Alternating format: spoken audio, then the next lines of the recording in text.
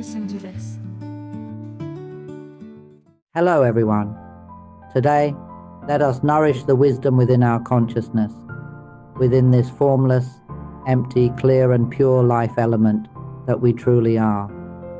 We have come to dwell in this body, to temporarily reside in this world. So what is it that we truly want? That's a simple question. How did we come to be in this physical vessel? For what purpose? And when this body inevitably breaks apart, where will we go? The heart of the matter is, where is this self located? What are we really? Our nature clings to the idea of self in three main ways. The coarsest form is the body like a shell, yet we grasp it and believe that this body is who we are. It's like mistaking the skin of a fruit for the fruit itself. We think the beautiful exterior of a fruit is the fruit itself. Just like looking at an avocado, we might say, wow, this avocado is so handsome, so beautiful. But can an avocado truly be handsome or beautiful? Can an avocado be good or bad? Can we say, this avocado is very virtuous or that avocado has little merit? Is there really any truth to these ideas?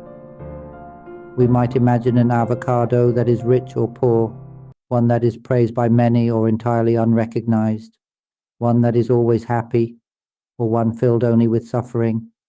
Do these things truly exist in an avocado? Number, or do they? The body is the same. It's merely a shell, just like the avocado's outer skin.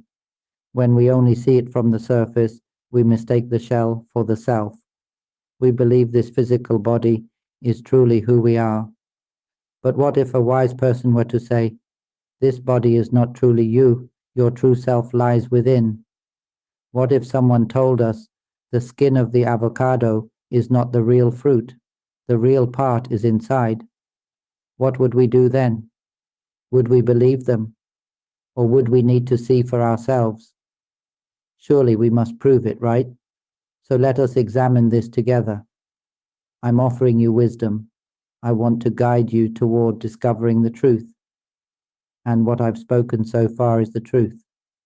I'll take you to see what this real self truly is, the very essence, the life element within. Even in the case of the avocado, what is its true essence? We must investigate this, mustn't we?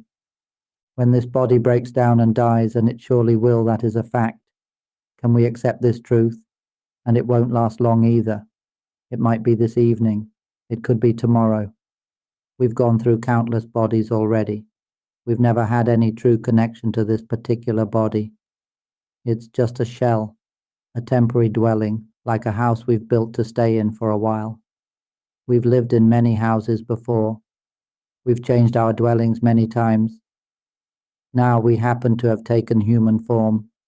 But before this, we were in animal forms. The chance to be born as a human is incredibly rare.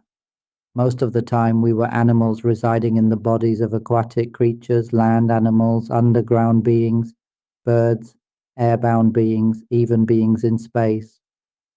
We've inhabited countless animal forms. It's extremely difficult to be born into a human body. Why? Because there are so few humans compared to all living beings. Think about how many types of aquatic animals there are, how many tiny creatures exist in the world. It's infinite. Humans, by comparison, are just a handful. Imagine all the grains of dirt on Earth, that's all sentient beings. If you scoop up just a pinch of that dirt with 2 fingers, that's the number of humans. That's how rare it is to be born human. Therefore, the opportunity to be human is incredibly, unimaginably rare. Once we are born into a human body, it's not so different from being in the body of an animal. Once we inhabit this vessel, what are we looking for? We seek food just to eat and be full. But humans are not like animals. Humans go further. They seek pieces of paper to call their own. They find stones and paper and then make up the idea that it is money, that it is gold, that it is treasure. And then they kill and destroy each other just to seize this paper. Why? It's still for food. Animals kill for food, then sleep, then wake up and struggle and fight again for food. But humans, they kill for paper. They cheat, destroy, curse, and betray for paper. This is the delusion we live in. We've been like this all along. We've changed bodies countless times. When this one dies, we go in search of another.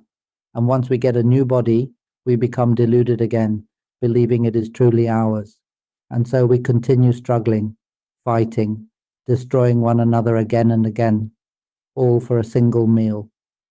Then we lie down, wake up, and repeat the same struggle for another plate of food. Oh, humanity, rather than living together in a way that frees us from suffering, wouldn't it be wiser to investigate the real cause of that suffering? Why are we so attached to this body? Why do we come to dwell in it? When will we stop being born? When this body dies, we go looking for another. When will we stop seeking a new body at last? And we say we don't know. All we have is not knowing. Ignorance occupies our hearts. The outer shell of the avocado is not its true essence. It is not the avocado's true life element. We too mistake the body for who we are. The belief in self has 3 levels. The most superficial is believing that the body is us, just like thinking the avocado's shell is the avocado. Then we say, this avocado is good, this one is bad, this one has great merit, that one has little, this one is blessed with fame, that one has none. This one is authentic, that one is fake. But can an avocado be any of those things? An avocado is just an avocado. It cannot be male or female. It has no gender, no class, no status. An avocado has no ideology, no religion, no nation or race. It simply exists as part of nature, unchanging in its essence. It makes no distinctions. So who is it that creates all these distinctions? Certainly not the avocado. An avocado has no concepts of good or evil, right or wrong, rich or poor. Likewise with the body, whether human or animal, it is merely a body, a vessel on this earth, waiting to break down. What can it ever truly become? And yet we keep dividing it through our own mental fabrications. We label this body as male, that one as female. This one is good, that one is bad. This one is more wholesome, that one less. This body is happy, that one is suffering. This body is wealthy, that one is poor. This one has great spiritual merit, that one little. We humans split hairs and deceive ourselves, imagining that this body is noble, and that one is not. But in truth, the body is no different from the shell of an avocado. And if a wise one were to come and say, "You are not the shell, this body is not you," how would we respond? The sage tells us plainly. So how do we verify it? It's simple. This body will certainly die, right? What if it dies this evening? What if it dies right now? What happens then? We'll go in search of another body. And when will we stop doing that? Any body we take will be just the same, just another delusion, another round of seeking food, another cycle of clinging. This body will certainly die. It doesn't last long, this is the truth. Can we accept that? When we erase the body from our sense of identity, what's left? Where is this thing we call self? At first we believed the body was us, but that was only the outermost layer. And now we discover this body isn't truly us. So then, who are we? Maybe we begin to think, the voice I hear, that must be me. These thoughts and mental images must be truly mine. The feelings I experience, this happiness, this sadness are happening to me. They're real. They belong to me. These memories, this act of knowing I truly remember. I truly know.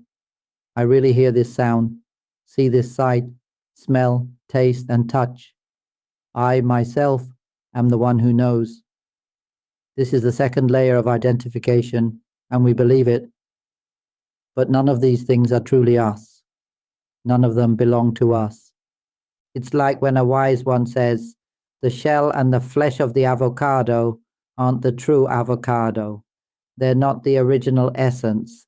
They're not the life element. The flesh will soon rot and decay, and so will the shell. Are these really the core of the avocado? We're told to look deeper, remove all the flesh and see. At first we resist. How could the flesh not be the avocado? Surely it must be. But the sage says the true self lies within. So we try. We strip the flesh away, and inside we find the seed. And only then do we understand. This is the true avocado. This is who we really are. Who would have thought we are the seed, the very life element? The shell can't be planted, the flesh can't be planted, but the seed it can. And from it grows a great tree, creating many more. This is the original source, the true life force within us. This is the core of the avocado. Could it be the core of who we are as well? We are not the shell, not the flesh. We are the seed. Who would believe that such a vast avocado tree resides within such a tiny seed? Who would imagine that countless avocados exist within this one seed? And yet, it is the seed that holds the power to create limitless fruit. This is the life element. This is the origin. Who could have known? We've believed all along that this body is who we are. But the wise say otherwise. It's going to die, so how could it possibly be us? And when the body is gone, we turn to the voice and say, this voice, this is me. I am the one speaking. This is my real self. But does a voice truly have a self? Where is this voice exactly? How could it be us? The voice isn't us, it's just a natural vibration echoing from the original element. It is not our true self. Even the inner voice, the one we keep following, the one always narrating inside our heads, have we ever stopped to look at it? Try this. Don't open your mouth. Just speak silently in your mind. Say something like, "Hey dog, why are you in the house? You're going to get hair everywhere. Get out." Say it without sound. Then try this. "Child, what should we eat today?" Call out to your child or your parents or your grandparents, but do it silently. Don't let any sound escape.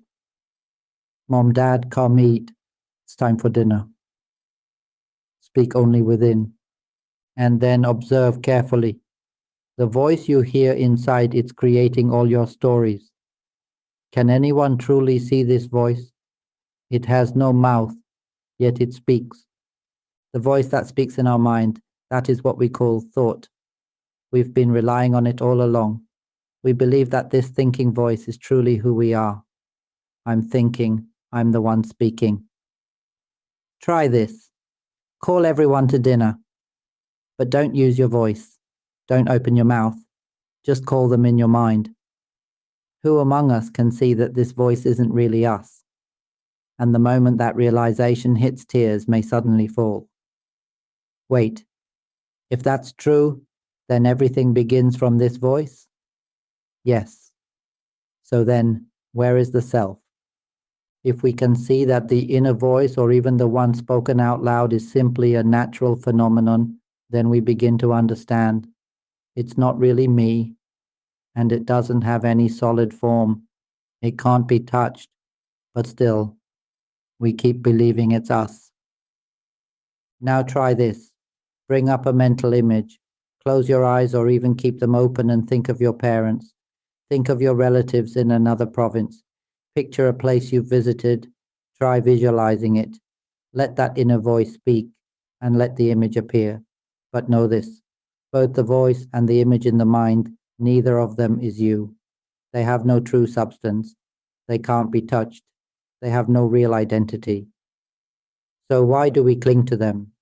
Why do we rely on them when they are not who we are? Can you understand this? They are not us. They're just passing phenomena. The real self is not that voice. This is the second layer I'm talking about. I'm still speaking about that second level of identification.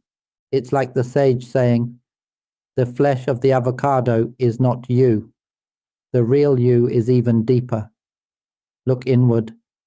Some people resist this and say, if I peel away the flesh, what's left? There's nothing left. So they're afraid. They don't dare to investigate. But I'm not teaching you to believe. I'm not teaching you to memorize. I'm not teaching you to think. I'm telling you to verify, to investigate it for yourself. And if you do, you'll come to see what you truly are. That voice, that mental image, it's not you. Not in the least. Who can see this? And when they see it, tears fall. The sudden profound realization dawns. They understand this whole world is just mental fabrication, just illusion, just make-believe. Congratulations, you won't suffer again. When you see it and keep seeing it, you'll be free. Every time we think, it never goes quite the way we imagined. If things don't turn out how we hoped, suffering arises. If they do, we feel pleased. Either way, emotions follow. But no matter what emotions arise, just observe them. We always want the pleasant ones, joy, contentment. But instead we keep getting unpleasant ones, frustration, dissatisfaction, anger, hatred, vengeance, joy, sorrow, delight, rapture, even indifference. Whatever kind of emotion it is, ask yourself, do any of these have a real lasting self? No, they don't. And if they have no self, why do we cling to them? Why do we let ourselves drown in them? Who can clearly see that all emotions, whatever they may be, are just that? Emotions. These emotions are not ours. They have no real self. They're not our emotions. We are not the ones who feel. We are not the voice. We are not the mental image. And we are not the emotion. Do you understand? None of these things belong to us. They are not who we are. At this point, the body has already been let go. That was the first layer. Now we've reached the second layer, the subtler one.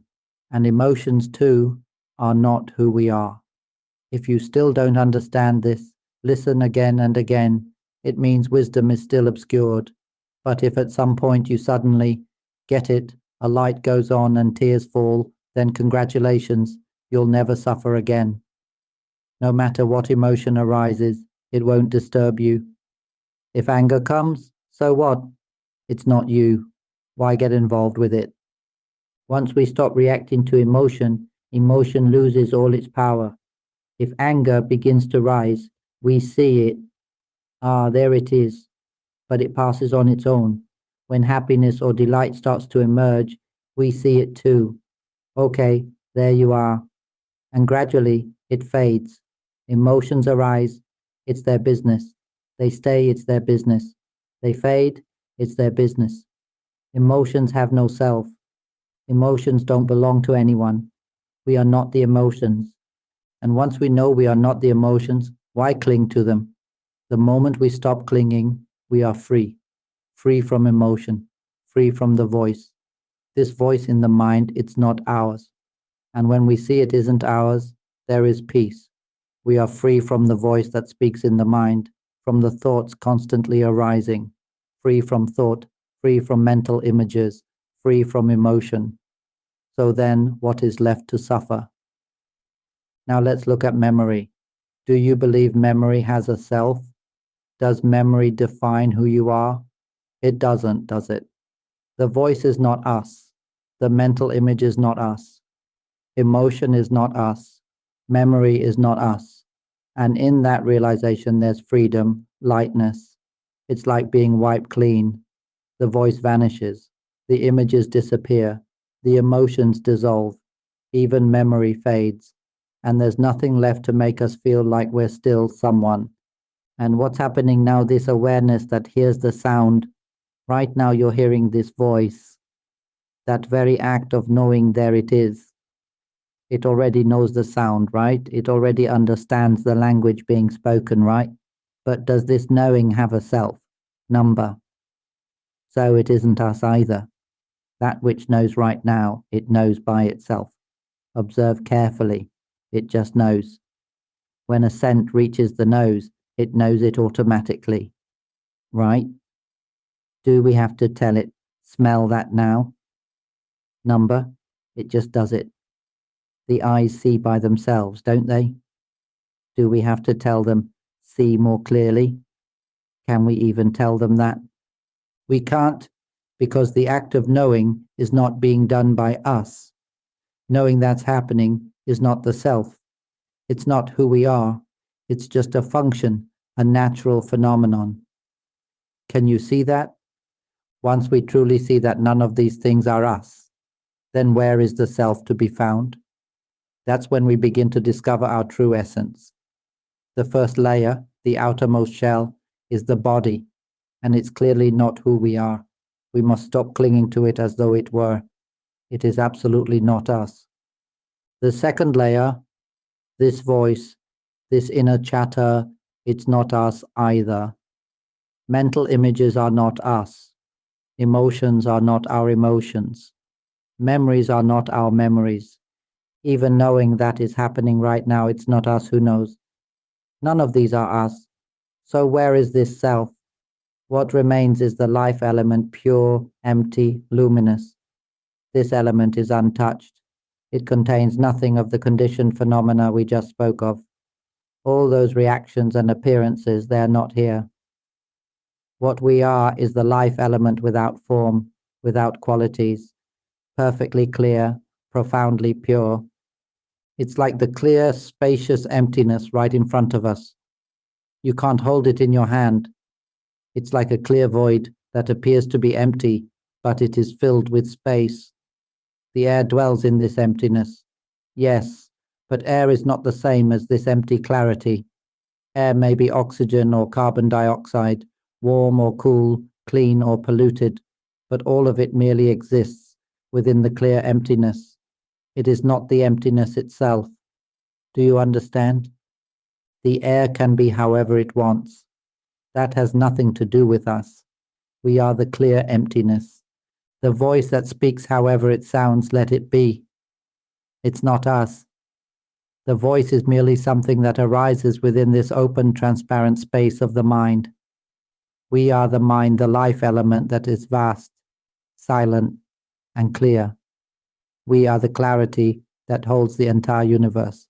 The universe dwells within this pure emptiness. Stars arise in it. Air flows in it. Darkness and light dwell in it. Suns, black holes, dust, all of it moves within this clarity. Everything in nature is in motion, conditioned, ever-changing. Forms arise and pass away. They appear, transform, dissolve, and then arise again. That's just how it is. But there is one nature that never moves. It never wavers, never changes. It does not come, and it does not go. It is not born and does not die. It is the base, the foundation, utterly unconditioned. Within this, there is no darkness. Within this, there is no light. It is pure clarity, so utterly pure that we could call it the deathless element, the original essence, the base of all things. It is perfectly pure. You could say it is pure. You could say it is immaculate. There's no better word. It is entirely pure. Have you ever heard of such a pure element, one that just is unmixed, untainted, eternally so? Nothing else is mixed into it. Everything arises within this element. Darkness, light, every form of energy, all of it dwells in this vast clear element. That's why I say the entire infinite universe exists within our very being. We are one with the clear, empty vastness that permeates the entire universe. Imagine a vast, boundless ocean, and then imagine a single droplet splashing out from it. That droplet, symbolically, is our life element. That is what we are. We take up residence in a temporary vessel, and from there we ripple into sounds, images, emotions, and sensations of knowing simply to use these tools to learn who we are. That's all. And when this body dies, we immediately go in search of another vessel, whether it be in water, on land, in the air, beneath the earth, or even beyond the planet. we instinctively look for a new form to inhabit. Why is that? Why do we need these vessels? Why have we come to inhabit this one, this body? And why do we keep struggling, working, feeding, while never turning toward the mind, never turning inward to know ourselves? We've become deluded, believing this body is who we are. But it's going to die soon. So how can it possibly be us? This body doesn't last. It's a fact. It could die this very evening. But our life element has never been born, and it never dies. And yet we go on believing, well, if not this body, then the voice must be me. The voice must be who I am. But the voice isn't us either. Then maybe it's the mental images. No, those aren't us either. Then surely the emotions are mine. But emotions too aren't ours. And if they're not ours, why suffer because of them? Why cling to them? Happiness isn't us. Suffering isn't us. Even neutrality isn't us. None of these emotional states are truly ours. They are not us. Do you see? They're just tools, temporary appearances, used to communicate in this world. They're called conditioned phenomena. They're just fabricated activities, tools, just like I'm using these tools now, this voice, these words to communicate with you. But don't cling to them. Don't believe they have selfhood. Don't believe they are you. But we do cling, and that's why we suffer. We cry until tears feel like blood. We suffer so deeply. They don't love me. They left me. They abandoned me. They betrayed me. I have so much debt. I'm drowning in stress. I have so many responsibilities. We suffer endlessly.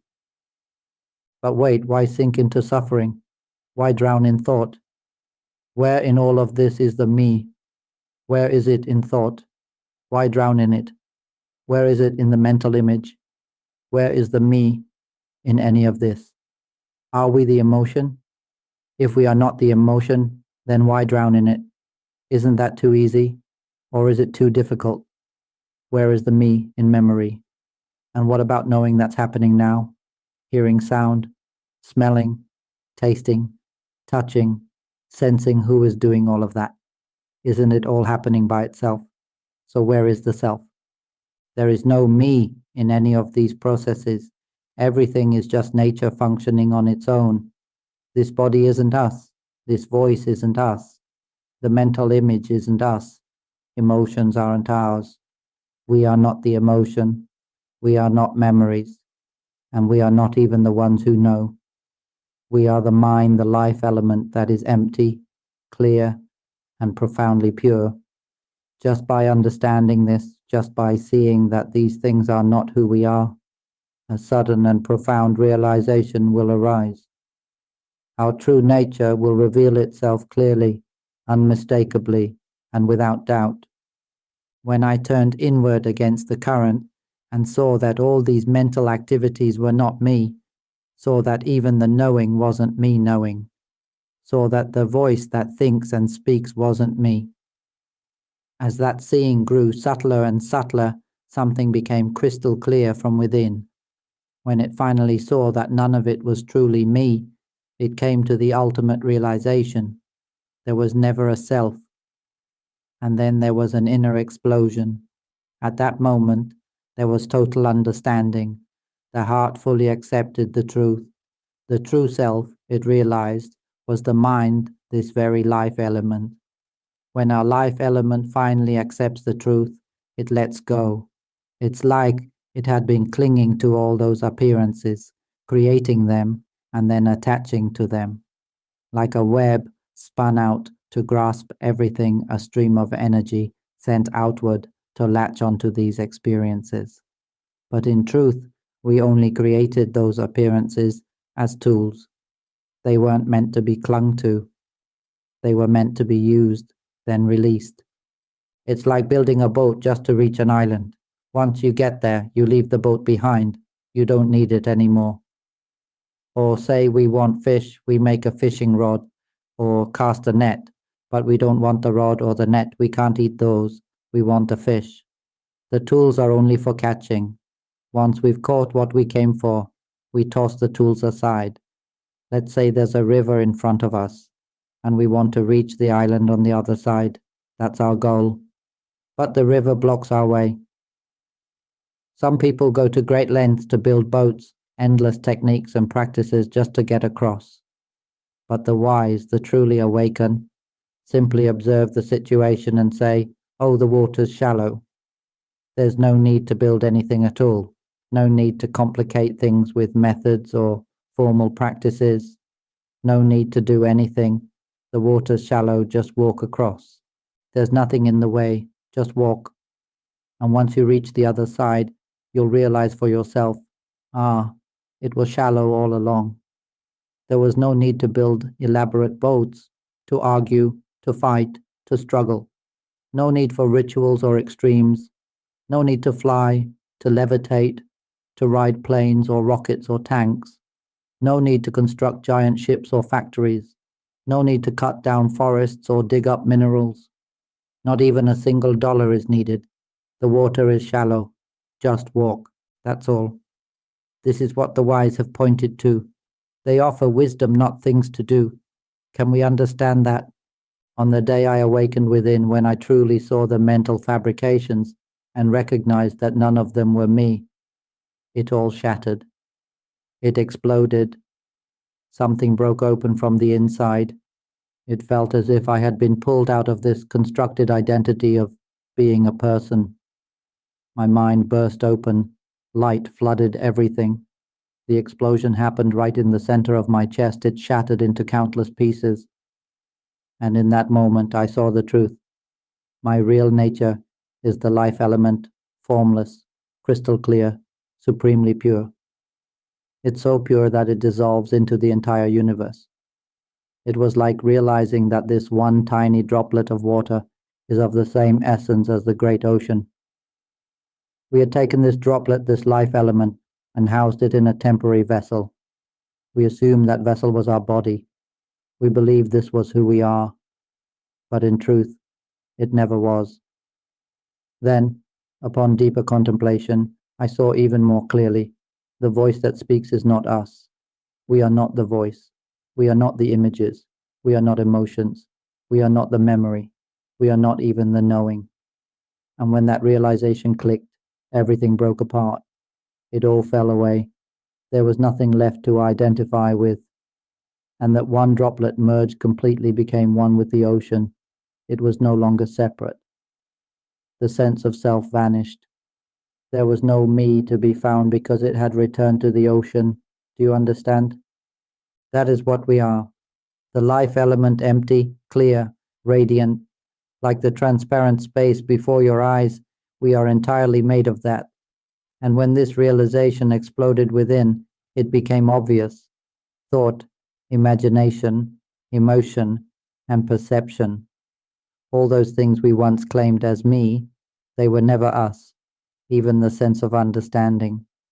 At first we think we understand, but once you see it clearly, you realize it understands on its own. And when that becomes clear, something within explodes. Tears fall. There's nothing left of me.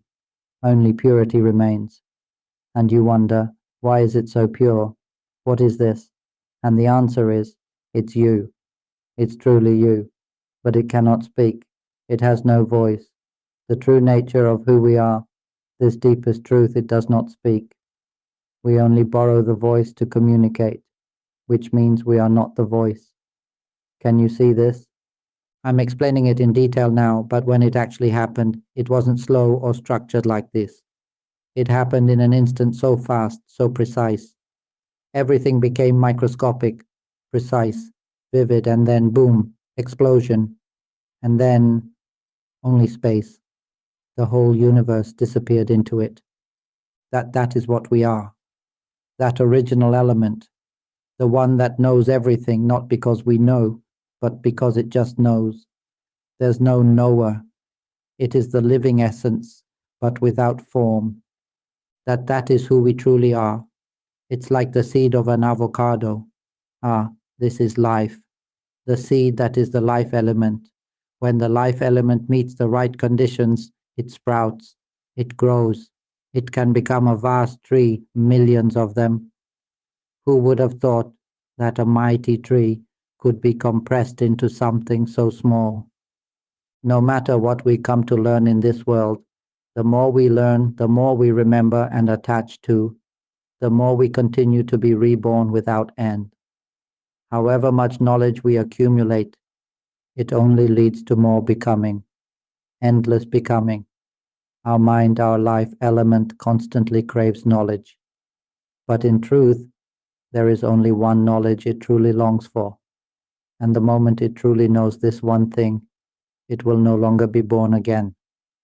That's why I've declared that every person must learn the science of the mind, the science of awakening to the true nature of the mind. Everyone must learn it, from childhood to doctoral level, until the day we leave this world. Parents must teach it to their children. Teachers must teach it to their students. This understanding must be planted deep in the heart. The moment someone awakens to the truth of the mind, when they break free from the human identity, they will finally know what it means to be free from suffering and how to stop being born again. They will see with absolute clarity that there's no more birth for them. This is what the mind longs to know. The mind only wants one truth, to know that it is a pure, original element, that nothing whatsoever is truly us. When the mind, when the life element sees this truth for itself, that it is pure by nature, and that nothing in the world is truly the mind, then it is free. The voice that speaks, that is not our voice. Don't forget this, it's been said before. Humanity has come to believe this voice is human, that we are the ones speaking, that we are the ones listening. We rely on these instruments so much that we end up believing in them. But if we see clearly that none of these are us, that we are not any of these appearances, then we meet the truth directly. We meet the real by releasing the false. And what does it mean to release? It means to see clearly that none of these things truly exist as self. It's like realizing the water in front of us is shallow. Just walk across. There's nothing there to fear, nothing to build, no structure to create, no practice required. The water is shallow, walk through it. That's all. And when you walk across, you reach the other side. That's the whole point. There's nothing to be afraid of. Whenever we truly see that this voice is not who we are, that we are not the voice, and the voice is simply an appearance, then we are free. Do you understand? Here's another way to look at it. The mind, the life element that is formless, empty, clear, and pure, is the deathless element. It is what we might call the vacuum, or sunyata, a space entirely absent of air, matter, of substance. There is no form within it, no waves, no movements, no fabrications. There is no memory, no shape, no personhood. We are not people. We have never truly been born into this world. The mind cannot become a person. The mind cannot become male or female. It has no father or mother. It has no child, no husband, no wife. The mind has no age. The life element exists beyond time. There is no time within it. There is no distance. It is completely merged with everything. Let's say we think of the sun. The sun is right here. No need to travel to reach it. Some people say the mind is incredibly fast, that it can reach the sun in an instant. But in truth, the mind never travels at all. How can it be fast when it cannot even move? It doesn't go anywhere. It doesn't shift. All things exist within the clear, spacious emptiness, within the very essence of this luminous element. Do you see? Just like air oxygen dwells in this clear emptiness, carbon dioxide exists in it too. Cold air, warm air, all of them are housed in this space. But the space itself is not the air. It's never cold. It's never hot. There's no such thing as hot or cold within it. No such thing as good or evil, right or wrong, true or false. Can the clear emptiness be evil? Can it be good? Is the clear space male or female? Is it rich or poor? Does it have more or less merit? Was it born of parents? Does it have children or grandchildren? Of course not. How could emptiness have children? And yet we never knew we are this mind, this life element that is formless, empty, luminous, pure. We've never truly known. Instead, we believed we were men and women, born to parents, having children and grandchildren, having names and last names, being rich or poor, having houses and cars, having ages. We believed in nicknames and real names, in being high or low, in having a PhD, maybe 8 million of them. But tell me, can the mind earn a PhD? Can this clear, formless life element go to school? It cannot. Do you understand? The mind cannot learn in the way we think. It has no need to. It doesn't come or go. It doesn't move. Let me help you visualize this. Erase the entire universe. Erase the body. Erase sound, image, emotion, perception, memory. Erase it all. What remains is the clear emptiness. Erase the universe too. Erase light and darkness. And what's left? Only clear, empty beings. This clarity is one with everything. There is no distance, no time. It penetrates all things. It is all things. We are all things. Imagine we are like a drop of water from the ocean. At first we are that one drop, splashed into a container, and we come to believe we are the body, this human form. But the body is not us. Then we start clinging to the voice. But the voice is not us either. We are not sound. We are not images. We are not emotions. We are not memory. We are not perception. We are the clear drop of water. And when we realize this truth, when we see that none of these appearances are truly us, that's when the clear droplet bursts forth from the mass of illusion. And suddenly we know, oh, I'm not this heap of form and identity I once believed in. I am not this human self. And in that realization, the whole construction collapses. When we finally see we are the pure clear drop, it's as if the illusion dissolves completely. Can you understand this analogy? It's like waking up from a dream. We've been running from ghosts haunted all night long. Not just this life, but for 3 million lifetimes, we've been fleeing from ghosts in a dream, fighting them, struggling, afraid. But then suddenly we wake up, and it's all just a dream, gone, completely gone. All that running, all that fear, it vanishes. Because it was never real, right? Do you believe it was real? The moment you wake up, it's over. Where can you find even a trace of it? It was just a dream. And in the same way, when we realize the truth, it's like the droplet breaks free from the container and merges back into the ocean. We become one with the ocean itself. There's no more me to be found. We are the ocean. Now, what lives in the ocean? There are fish swimming within it. But is the fish the ocean? Are fish and water the same? If we believe the fish is the ocean, we're deeply mistaken. Just as if we believe the body is who we are. This is called delusion. The mind becomes deluded because it doesn't know itself. That's why we're here, dwelling in this vessel, so that we might one day meet a wise one, someone who can point to the truth of who we really are. Because on our own, we'll never know.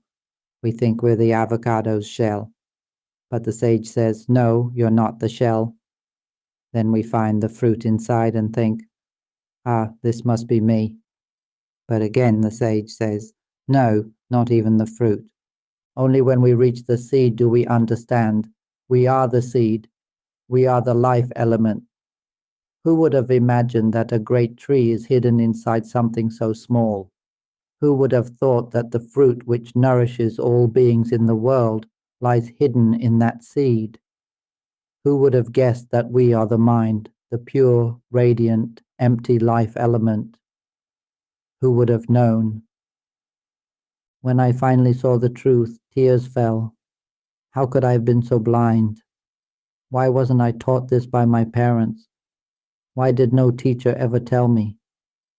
I went through school, earned high degrees, but no one ever taught me this. I worked, I lived, I built a family, met so many people, but not a single one ever spoke of this mind, this pure and formless life element. It's a heartbreaking, and when I say heartbreaking, I know the heart can't really break, but still, the pain is real. So I recorded these talks so others can hear them. There have been many people just listening for a few minutes, and their mind explodes open. They weep, they feel light, unburdened. It's as if they had been carrying this body, these thoughts, this memory, these mental images, these emotions, this constant stream of knowing, as if all of it were them. But once it all shatters into pieces, what remains is the life element, pure, empty, clear, one with everything. It feels light, free. How could it not be light? There's nothing left, and tears fall. So many have experienced this. Please go and listen to my talks on the 𝙤𝙀 Vimutti channel. Share them with everyone on this planet. There is no knowledge more noble, more sacred than the giving of wisdom. I will keep recording day after day, speaking until the day I leave this world, until the cycle ends, so that everyone will come to know the mind, to understand the science of awakening to the mind. Everyone must come to know the mind. We all have a mind, but not knowing it, that's not acceptable, I'm telling you. Don't get lost chasing knowledge of things that have nothing to do with truth. You learn and learn, and then you die just the same. And after death, you're born again. Then you die again, and you're born again. You could earn 8 million PhDs, but still, you die. And once you die, you go looking for a new body. Often, you end up as an animal. And then the cycle begins again. Struggle to survive, be hunted, suffer, hurt, hate, retaliate. Again and again. Millions of lifetimes just to be born as a human once. Do you know how rare this human birth really is? Right now, you have the chance to be human. You have the opportunity to come to know the mind. Animals don't have access to this. Only humans do. Only humans can come to know the mind. And yet no one on earth ever taught me this. No one ever told me clearly that we are the pure, empty, radiant life element, that this essence is already pure. We are that pure element, but we don't know it. We've never known. So come to know it now. Come to know that we are the mind, the pure, luminous life element. Come to know that this voice that speaks it is not us. It's just an expression, an appearance of the mind. Sound is an appearance of the mind, but we are not the sound. Mental images, just appearances. We are not the images. Emotions, just appearances. We are not the emotions. Do you understand? Don't sink into suffering. Suffering is not you. You are not suffering. Do you see this? Let it suffer if it wants to. Why get involved? It won't last long if we don't play along. It will dissolve on its own, just like all appearances. It's like throwing a stone into a pond. Don't expect the water to stay still. The stone hits, it ripples. That's natural. The ripple comes, and then it fades. Can you see? You throw a stone plunk and you feel suffering. But why suffer? Waves arise. I don't want waves. But of course, when a stone hits the water, there are waves. And just as they arise, they also fade. How long can they last? Not long. This entire world, how long can it last? Soon it will dissolve. This body, how many more days can it remain? Not long. It too will break down. It too will stop breathing soon enough.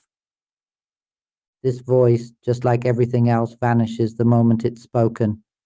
Right now, as we speak, do you think the voice truly exists? And when we're not speaking, where does it go? When sound arises, it seems to appear. When it stops, it disappears. So is it really real? We are not the voice. And this is not the voice either. This thing, has no name. Can you understand that? Look at your arms and legs. Do they call themselves arms or legs? Do they declare, I am the left leg, or I am the right leg? Number. Who says so? It's this voice. This voice says, left leg, right arm. But look again. Do the things around you say what they are? Or is it this inner voice that labels them? A banana tree, does it speak? Number. It's the voice in our mind that names it. The sky, the earth, they don't speak. The voice in our head speaks. Our limbs don't talk. The inner voice talks. So where is the self? Where is me? I've told you already. We are not the body. We are not the voice. We are not mental images. We are not emotions. We are not memory. We are not even the act of knowing. When will we see that none of these things are us? That is when we truly see who we are. We are the life element, empty, clear, pure within. Just like an avocado, we are not the shell. We are not even the flesh. We are the seed. Do you understand? We're inside, right there. Peel away the shell. Remove the flesh. There we are, deep within. That is us. Who doesn't understand this? Is it too difficult?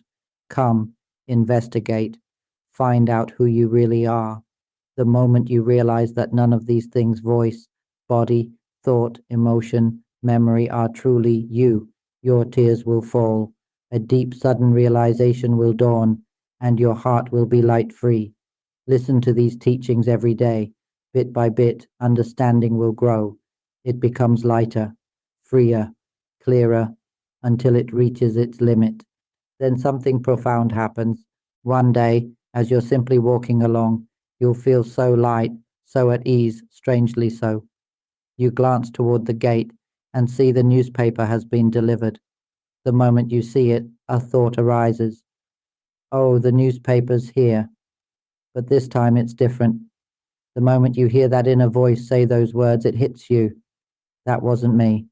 The one who sees, not me. The one who speaks, not me. There is no self behind it. And then boom, it explodes. That's the moment when the mind releases itself. The drop separates from the idea of person, because a drop of water can never be a person. A drop cannot become sound. A drop cannot become emotion or memory or thought. It cannot become anything. But when that drop returns to the ocean, it becomes the ocean itself. Yes, fish live in the ocean, but fish are not the ocean, and the ocean is not the fish. Many things dwell in the ocean, but none of them are the ocean. Seaweed is not the ocean. Stones are not the ocean. Fish, squid, shrimp, shellfish, none of them are water. Do you see? We are water. Everything else is not water. Waves are just a movement, just an appearance. Let them be. They rise and dissolve, rise and dissolve. They are merely passing conditions. We are the water. Whether the waves are strong or soft, let them be. We are not involved with those things. We are the water. We are the mind, the life element itself. When suffering arises, just let it be. It too passes. Can you see it? Yesterday you were angry. The day before, you were still angry. Last month you were still angry. Where has it gone? Yesterday, the day before, back then you were happy. Now where has that gone? You were suffering earlier. Now where is it? You were thinking about something just now. Where has that gone? You were imagining something earlier. Where is it now? All things, countless stars, dwell in clear, pure emptiness. Innumerable suns dwell in clear, pure emptiness. Countless black holes, too, exist within clear, pure emptiness. All elements, all matter in the entire universe are moving, shifting, transforming, and they all exist within this same clear, pure emptiness. Darkness dwells in this emptiness. Light also dwells in this emptiness, yet light is not this clarity, and clarity is not the light. Just like this transparent, empty space before us now, when light shines through it, everything appears bright. But do you know? The clear emptiness itself is not what shines. It is simply the openness that allows light to exist within it. Do you understand? The oxygen before us, the air we breathe in and out, bringing a sense of openness, do you know? It too dwells within this clear, pure emptiness. The voice speaking right now exists within the life element that is clear and pure. This voice is merely something that appears within that clarity, appearing, then vanishing. Mental images, we imagine those too, arise and fade within this transparent emptiness. Joy, sorrow, neutrality, satisfaction, dissatisfaction, all kinds of emotion exist within this same clear space, and all of them dissolve. We are not any of those things. We are the life element, clear, empty, pure. All phenomena dwell within this life element because it is the primal element. We only need to return and recognize this truth. Don't cling to the shell. The shell is not who we are. Don't cling to the flesh. The flesh is not who we are. We are the seed of life itself. This body is not our body. We are not the body. Erase that. The voice that is speaking right now is not us. We are not the voice. Erase that. Mental images, we are not those either. Erase them. Emotions, we are not emotions. Happiness, suffering, they are not our emotions. We are not emotions. Erase them. Memory, we are not memory. We have never been born. Erase that too. We are not even the act of knowing. Right now you're hearing this voice. Don't cling to the idea that you are hearing it. It is hearing by itself. It smells by itself. It sees by itself. Test it. It sees on its own. Can you see? Do you have to try to see? Or does seeing happen on its own? Do you have to try to hear? Or does hearing just happen? Then what is there to train for? What is there to practice? Everything is functioning by itself already. Can you see now that none of this is us? None of it belongs to us. None of it belongs to anyone. We are not any of it. And when there's nothing left to cling to, nothing at all, where is the self? In that moment, the mind answers in a flash. The chest loosens, tears flow, then a realization arises. Is this what I am, this pure element, this emptiness, this clarity, this nothingness that merges with everything? Oh, it is utterly wondrous, deeply wondrous. But don't cling even to this wonder. Some people get lost and think they are divine beings. No, we are not anything. We do not become anything. If you begin to think you are something, you are deluded. You're playing with images, playing with thoughts. See clearly, none of this is us. We are the life element, empty, clear, pure. It merges with the entire universe. We are not anything and nothing is us. That's the end, and then we'll see. We no longer suffer. What could we suffer over? There's nothing left that is us. We are the pure element. We'll see how pure it truly is, so much so that we'll long for everyone to awaken to it. May all beings come to realize this for themselves. We all have a mind, but we don't know the mind. Come, learn the science of awakening to the mind. Win this game. We're all rooting for each other. Then the era of world peace will arrive. Everyone on earth will live in harmony. No more division, no more harm, because we are not human beings. We were never really born into this world. We are the source element, the primal origin of all things. We are the formless life element, empty, clear, utterly pure. Let this be the end for now.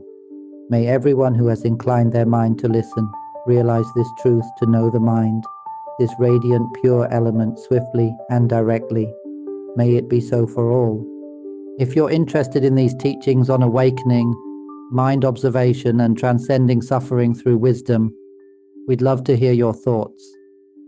Share your insights in the comments, provide productive feedback, and if you find this content valuable, don't forget to like, share, and subscribe to the channel.